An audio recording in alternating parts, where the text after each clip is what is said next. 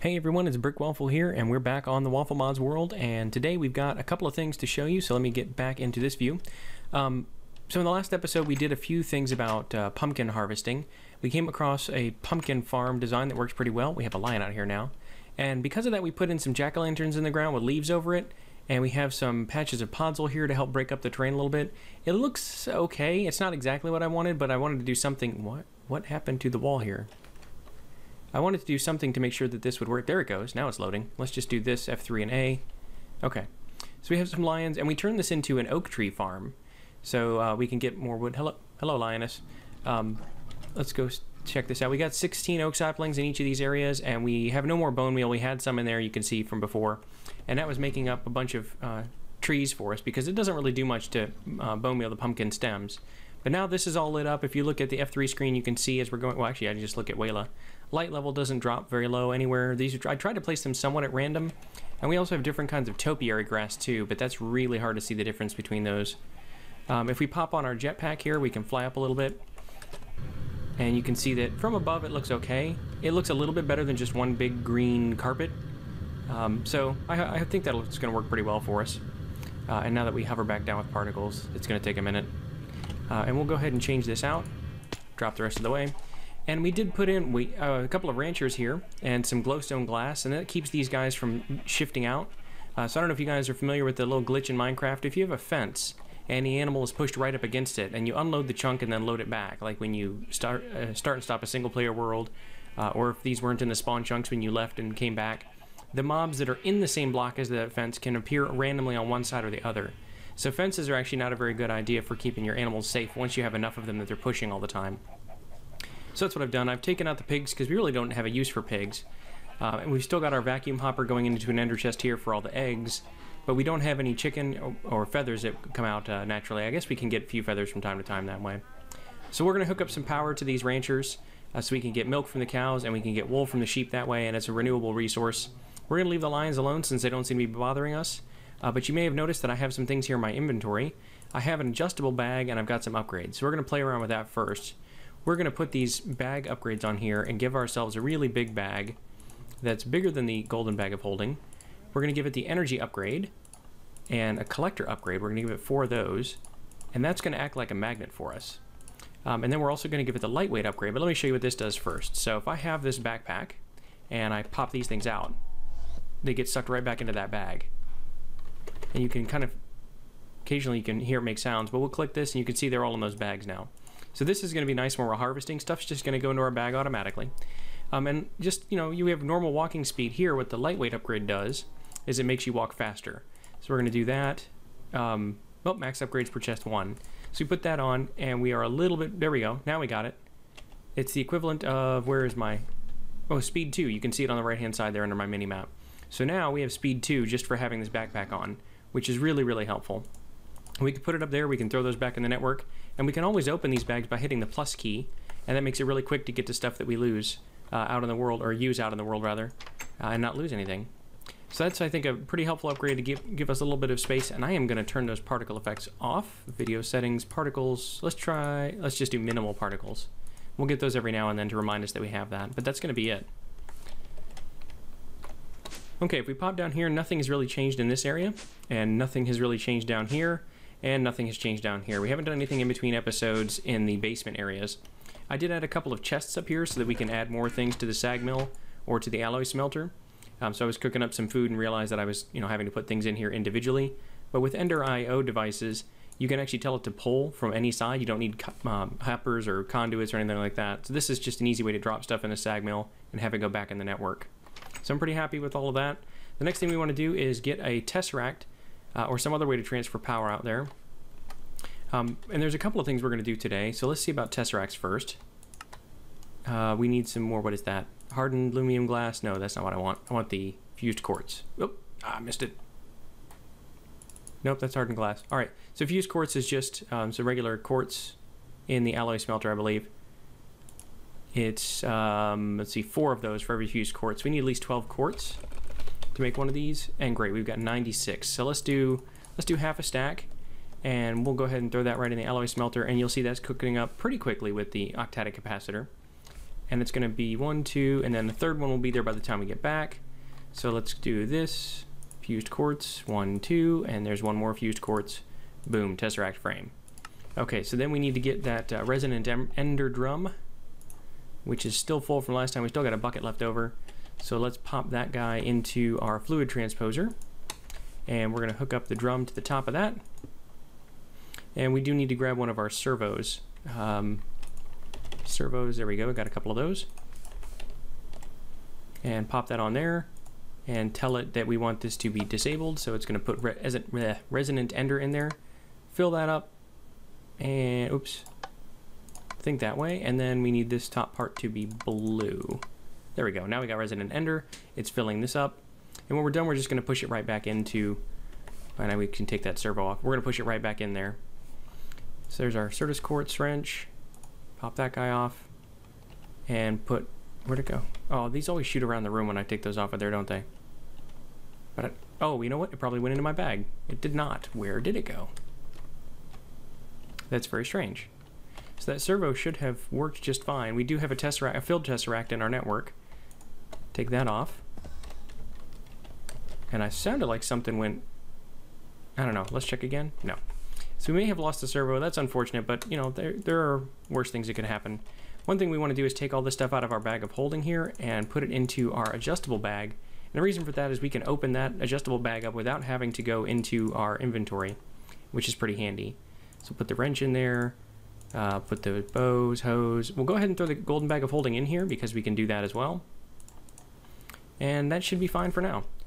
Okay, so we've got our tesseract frame. Let's see, we want to make that into a tesseract, which we need to put Tinker's alloy or bronze and some silver around there. We've got it. Boom, tesseract done. Okay, so now we need some flux duct. Do we have some flux duct in here? We've got 3 of those, 2 leadstone, 2 hardened, temperate fluid duct. I don't think we're going to need much power. I mean, 200 RF per tick is probably okay, so maybe we can just use a combination of that. I didn't check the distance on this, which I probably should have. So let's pop out here. And you can see now that it's nighttime, we're not getting any spawns. This is lit up enough that it's not going to be a problem for us. So yeah, if I put this in the middle here, which is right there, we're going to need 1, 2, 3, 4, 5, 6, and 6. We're going to need 12. So I'm going to make some more flux duct. Or remember, maybe some Ender IO power. We'll see what I have the materials for.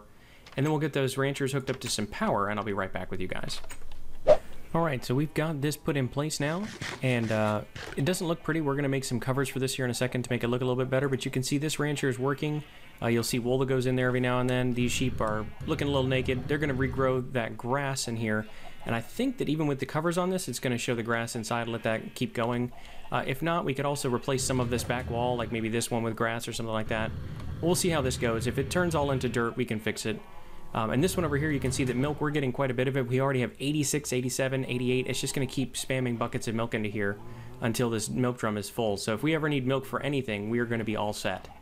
So let's go ahead and make some covers for this. We need to get some structural ducts. Do we have any of those? Good, we have plenty of structural ducts. And I believe we have the pine wood in... no, we don't there. Pine wood. There we go, pine wood. Excellent. Oh, and apparently chickens can get out from there. So we're going to have to do that fairly quickly. Structural duct and some of those. 18 should be fine. And let's go ahead and pop these on here. There, there, there, and there.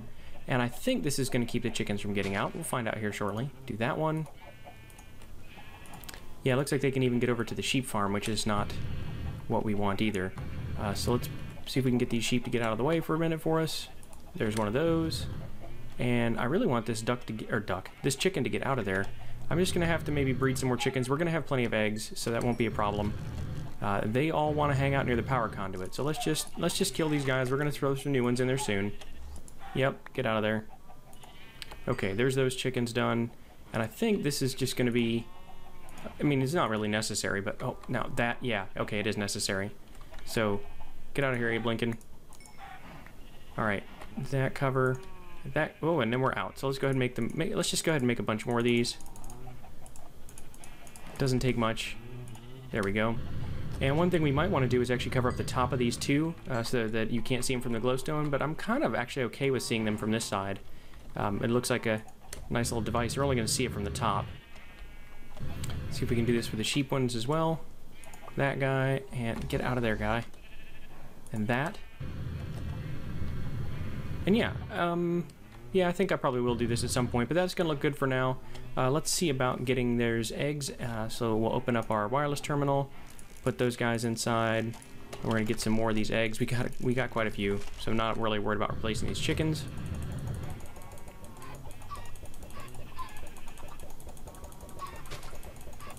Yep, there we go. It's probably more than we even need. But that's going to work. Those chickens will grow up. They'll keep giving us eggs and stuff. We're going to have plenty of milk for our recipes. We're going to look and see what recipe... Wow, we are almost full on that drum already.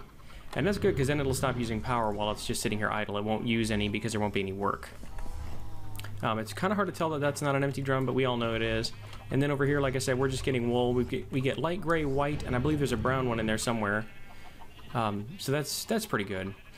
One thing I did not mention is that as of the time I'm recording this video, we have added a new mod to the pack, which is Morph. And so as of some of this chicken killing, we now have some other options. So if I hit this key here, you can see that we had a bunny out here earlier. We also had a chicken. And now if I click that, I will turn into a chicken. Yeah, it's kind of silly, but there we are, a chicken with a nice little camera here. You can see we have 2 hearts of health here, but we do, and that's with the jetpack. We can't fly without the jetpack. Let me swap that out just to show you that. But we can glide a little bit that way, and I think we're immune to falling damage, but with 2 hearts, that's going to be a dangerous test to execute. But Morph is made by the same guys who do hats, and it's a pretty neat little mod. I'm going to go back into my normal form here.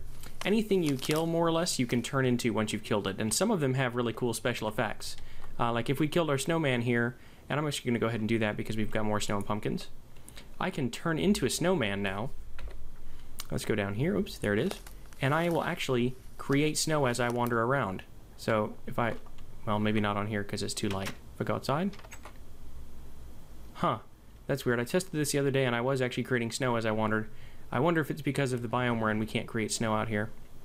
But if I turn into a bird, for example, we can fly without using the jetpack. Again... Not much in the way of health, so it's probably not the best option most of the time. But if we wanted to go exploring and we didn't want to worry about taking recharging the jetpack or getting home, we could always do that. So one thing that we are going to do, speaking of jetpacks though, is we're going to look at the jetpack particle customizer. Where is it? Default none. That's what we want to do. We need coal powder or pulverized coal and some glass. And we can do this. And then I believe if we combine our jetpack with this, then we will hold shift for details. Used to customize, craft with a jetpack to apply. Oh, you know what? I'll bet it has to be... I wonder if that has to be a new jetpack? Let's just make sure it's all the way charged up so it's full. Okay. Why wasn't that working? Oh, there it goes. Now it's going to work. Okay, so I'm going to put this back on, and we will... If you can look down, you don't see any particle effects now, so that's going to help with lag for one thing, but also it just doesn't look like you've got smoke coming out of the back of you. So we're going to keep the jetpack on us for now. We might need that going forward, but we are going to try and find ourselves a bird of some kind that we can kill and get free flight with Morph. So I know that sounds like it's kind of powerful, but again, if you only have 4 hit points, it's not really going to be something you use for combat. It's just going to be for exploration. Before I get too sidetracked, though, there's one other thing I wanted to do in here, and that was to show you guys that we're going to put in some interfaces now. Now, we've talked in episodes in the past about, well, that's a little laggy, about this little setup here, with the inscribers, and so this is going to automatically... I've switched this out for Tesseract as well instead of the battery, but this is going to, whatever we put in here, it's going to make items for us. And what we're going to do instead is we're going to make an interface for this so that we can connect it up to our network. Now I already ran the cable over here. If I break that, whoop. Oh, it probably went into my bag again, didn't it? Yeah. That, I'm going to have to remember to check that from time to time for things. That may not be the best choice. I might end up crafting another one of these bags. But we can leave this chest here, and what we're going to do is put an interface on the bottom of this thing that will let us connect it to the AE network and do some automatic crafting of it. So we'll put an interface right there to tell it to put stuff in this chest and then expect to get stuff back from the chest. And that's going to be very helpful for automating these chips and things, processors, as we need them. So let's go ahead and do an interface. And we have one here, which is great. We had to make a couple of these to make terminals. And then I think, yeah, there you go. You get the small version of that. So let's go back over here. I should have just done that a second ago, or just used the wireless transmitter. But if we put the interface on, I think it's like that. There we go. Now this is saying it's configured. You can actually put stuff like cards in here and whatnot, but this is all we need to get started. So now, if we tell the AE network, if we make a pattern, put it on this interface, we can tell it to dump stuff into this chest and expect that it'll get stuff back. So we'll go do that. And they can't pull back out of this chest without an import bus. So we are going to probably want to have things go, instead of going back into here, we're going to want to have them go into an ender chest. So we're going to make one of those too. Ender chest, what do we need for that? Oh, we need some blaze rods, it looks like, and a regular chest, which apparently we're out of. Yep, and just blaze rods. Okay, so I'm going to go get to the nether, get some blaze rods, and then, oh, I'll go ahead and throw all these in there. And when I have this all hooked up, I will show you how it works. Alright, so we can see we've got the ender chest back here now, and the regular chest here. You can see that there is nothing in the chest currently, and if we look at our network, you can see, if I type, whoops, silicon, we've got 124 printed silicon. So what we're going to do, if we throw this in the chest, and then we watch our network, we have 125 already. This thing is really fast now. I've got some acceleration cards in the silicon printer, 3 of those. So it's going to take anything that comes into this chest, craft it, and dump it right into the network. So now we just need to tell the AE network to send items into this chest and then expect to get the pieces back.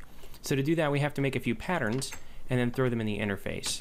So let's go down to our big network room here. You can see that we do have an interface terminal and a pattern terminal, and this is where you can define those patterns. But we have to make some patterns. Let's see, where are those? This thing, encoded pattern, blank pattern, there it is. Blank patterns need quartz glass, and that's going to be where we might be a little short. Nope. Oh, I can't, that's the wrong thing. I'm at a pattern terminal. I have to do that over here, where I can actually craft them. Let's see, blank pattern. Yeah, we're out of quartz glass. So we're going to need to make some quartz glass first. We have some pure Certus quartz, although I'm not sure how much. Pure 57. So we're only going to make a few patterns for now. Glowstone dust, we have 4 of. Oh man, I should have got that while I was in the nether. Okay, so I'm going to get some more stuff gathered up and make some more of that quartz glass. Let's just take a look real quick. How do we make the quartz glass? Is it just cooking quartz? I can't remember. Okay, it's ground dust and some regular glass. So how much of this dust do we have? 44 of that. Okay, yeah, so I've got a trip to the nether ahead of me, so I'm going to get some nether quartz, grind it up, get some glowstone, grind that up, make our quartz glass, and make a few patterns. And then once I have those made, I'll show you how to hook all this up together. Okay, so we have our patterns made now. We can just store these up here. There's 2 different things you can do. You can do a crafting pattern, which is, for example, if I put something in here, it's going to know that that crafts into 9 electrum ingots. And you can save this and put it into an AE crafting machine. When we'll talk about that probably in a future episode. And it knows that it can just craft these for you. So if you needed electrum nuggets or a recipe and all you had was ingots, it can craft those and then help you make the recipe. The other thing you can do is click this button to toggle it into a processing pattern. And this is for machines that aren't just crafting, like our processors up there, and we can tell it how to make all these individual parts. So for example, we can tell it that get 1 silicon, and it should get 1 printed silicon back. Okay, there's 1 pattern. If you hold shift, you'll see what it makes, and it says creates 1 printed silicon with 1 silicon. Okay, now let's go to our interface terminal. You can see that chest up there. We put this in here, 1 printed silicon with silicon. And now, if we want more silicon chips, what is it you have to hold? I can't remember exactly. Is it alt click? No, it's one of these things. Shift click. It's something. There's a keyboard thing you can press, crafting status. I'll have to check that out. But let's go ahead and do it the other way. I know there's a shortcut for this, but if I take all of these out of here, then you see a craft button appears if you have none. There's also a way to tell it to craft more, and I'll have to find out what that key mapping is. But here, I can tell it I want 10 of these. Hit next. It's going to say available 10 silicon, crafting 10 printed silicon. No crafting CPUs are available. So that's where we're going to have to put in some crafting CPUs. And then once we do, it's going to need, the more CPUs and storage you have, the more of these it can make at one time. So let's cancel that for now. Put all this stuff back. Okay, so once we have the patterns created, I was doing a couple of things wrong. There is a way you can do a keyboard shortcut. It's middle click here. And if we middle click, it'll let us do a select the amount to craft. We're going to say 10 here. Crafting CPU is automatic, so it's going to take 10 of these, 10 of those. We only have the 1 CPU. When we start, it's going to go pretty quickly. Send those all to the chest upstairs. The chest is going to start crafting them down into this and putting them right back in the network. And that's fantastic. So now we can just code up the patterns for the rest of this stuff. And then when it has all of the patterns, we'll be able to see what it's going to do. So if we needed to make a whole processor and we didn't have any of these, we'd be able to tell it to craft the silicon first, and then to craft the calculation circuits, and then to craft the processors. So let's look at all the different things we need. We need a bunch of printed circuits, I believe is what they're called. And we're going to have to make one of each of these in order to get them back in our system. We have to have one to put in a pattern terminal to show how they're done. So we're going to need a gold, a diamond, and a pure Certus quartz. There's a gold, a diamond, and a pure Certus quartz, which we only have one more of those left. Let's get some seeds made here as well. But for now, this will be sufficient. Let's pop upstairs. And, too far, one too far. If I come and throw these in the chest manually, this should also work. You'll see that they all get taken in there, and they should get turned into their respective, well, it looks like it already happened.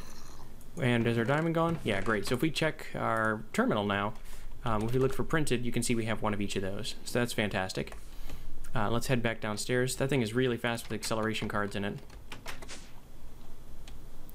So back up to our pattern terminal.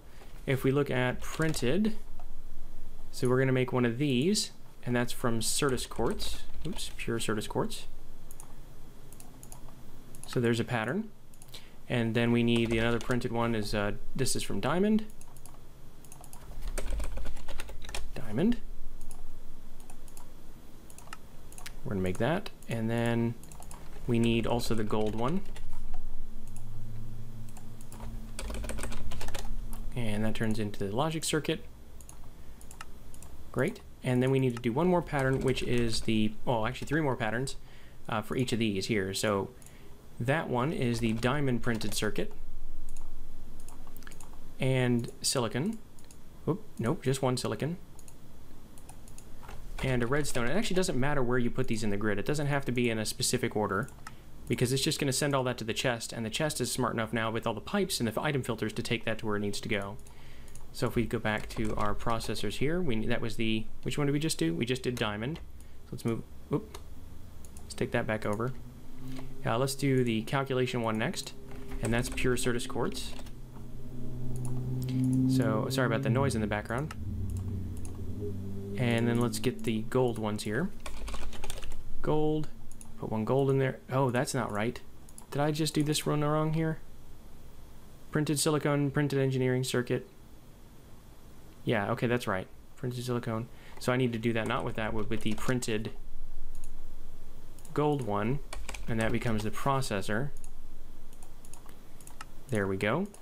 And then if we look at our interface terminal, we can just stick all of these things in here too. So we can put that and that and that, so then we can make all of the basic ones, and then we can combine those basic ones with redstone and printed silicon, and now we can make as many of these processors as we want. So let's say we want more diamond engineering processor. If we click next, it's going to say that you need printed silicon, which we already have, you need this diamond circuit, which we already have, and you need the redstone. So it's going to make one more of those here in a second. You should see that go from 3 to 4. There it goes. Now let's assume we didn't have the individual pieces we needed under it. So yeah, we actually don't have any more of those now, and printed engineering circuits. So now if we want to do another one, it's going to tell us it needs one more step. So it needs one diamond to be able to craft this, and then craft that. So it's going to look and see whatever it needs to create in the short term. It's going to craft the intermediate pieces as well. So we can queue up as many of these as we want. The downside is the number we can queue at one time is going to be limited. So for example, if I told it to do 1,000 of these, it's going to say no crafting CPUs are available. We need 8,806 bytes to craft all of this, and that's determined by basically the number of inputs and outputs to the system. Now, if we go back here and we look at this storage unit, 4K crafting storage gives us 4,000 roughly bytes of space, so we would need 2 of these, at least 8K and some change worth of crafting storage. This co-processing unit is how many tasks we can do at a time. So with that chest, that's only one task, but what it can do is it can send multiple items to that chest at once, which doesn't really speed up a whole lot, but it depends on what we're making. So if we're making printed circuits, we only have one inscriber setup that can do that. So sending 2 things to the chest doesn't really make it any faster, they just get queued up there. In the future, when we do molecular assemblers to do other kinds of crafting, that coprocessor will be very helpful. But what we can do then is make some more storage now. So let's see if we look at storage. We've got 13 of these 1Ks, and we can make some more 4Ks out of that. Let's look at 4Ks. And for that, we need these calculation circuits, or processors, and we also need some more quartz glass. So we're just going to make up 24 of those. That's all we have left because that's all the regular glass we have. 4K storage. Let's make those up. There's 4 of those. And that's going to let us do one more storage unit, storage crafting unit, 4K. And we need to make the basic crafting block for that too. Oops. And where's the basic crafting block? Oh, because it's not called storage, it's called crafting. Crafting unit. We have one of each of those. Perfect. And we actually could do 4 of these. Oh, can we do a 16K then? I don't think we can. Let's check real quick before I bother to put that together. 16K storage unit. Where's that? 16K. Oh, we can. Excellent. So let's throw that in the network. We've got 1, 1, 1, 4, and now we have one 16K crafting storage. Come back over here, and then we just tuck this on the side, and you'll see now we should have 20,000 bits roughly worth of crafting. So I don't have the materials for it, but let's check one more time on the printed, or the processors rather. Whoop. Let's try to make 1,000 of these again. Okay, so we're missing some things. It says 8,000 bytes used, but we're missing a lot of things. We're missing 1,000 diamonds and a bunch of redstone and some silicon. But we do definitely have more than 8,000 bytes worth of space. So that's how crafting is going to be set up. We can do a lot more storage. Once I get more diamonds and quartz, we'll be able to fill this thing up with drives and give us lots and lots of storage. So I'll probably do some of that in between episodes. For now, I think we're going to be basically done with Applied Energistics for the time being. We are set for a while. We're also going to be set, like I said, on eggs over here. We're going to be set for milk. We're going to be set for wool. And looks like these guys are doing okay. The grass is definitely regrowing. They would have eaten it all by now at this rate. So I think we're at a good place, but it's getting a little close. So we'll have to keep an eye on that as we go forward. We might have to change that in the future. You can also see that with our tree farm over here, we are going to get plenty of oak wood. So if I look at that, we have 907 oak wood. Not bad at all. And then we've got lots of saplings we can use for witchery when we get into witchery later. I think that really there's only one other set of stuff we have to do. Actually, we need to replace our snow golem. So we've got snowballs. We need 8 of those, and then we need a pumpkin, which we've got plenty of those as well. And then we're going to get into mechanism, I think, in the next episode to do some multiple ore processing. So let's see, get those 2 snowballs, snow blocks rather, and then we have to break a block up there. See if we can figure out the corner here. You know what? I think we can just do it this way. Let's break that block, and then let's put a pumpkin on him. I think we can do it from here. There we go. Now we've got our golem back. We can keep mining out all the snow we need from down here, and that's just going to give us tons and tons of infinite snow, and you can hear it probably going into the bag as well. Yeah, a lot of it just went into my inventory, but a good amount went into the adjustable bag too. So that's going to be interesting. We'll have to experiment with that, see if we like having the bag automatically suck items into it. But while we're out gathering lots of resources, I think that'll be very helpful. So it's also possible to put one of the adjustable bags inside of an adjustable bag, and what we might end up doing is having one that has all of our tools, and then a different one that is inside that we can take out when we need to just suck up a bunch of items. Okay, so I think that's going to do it for today. I thank you guys for watching. I hope you enjoyed this video. If you did, please hit that like button. If you really enjoyed it, then please subscribe. And as always, I've been BrickWaffle. Thank you for watching.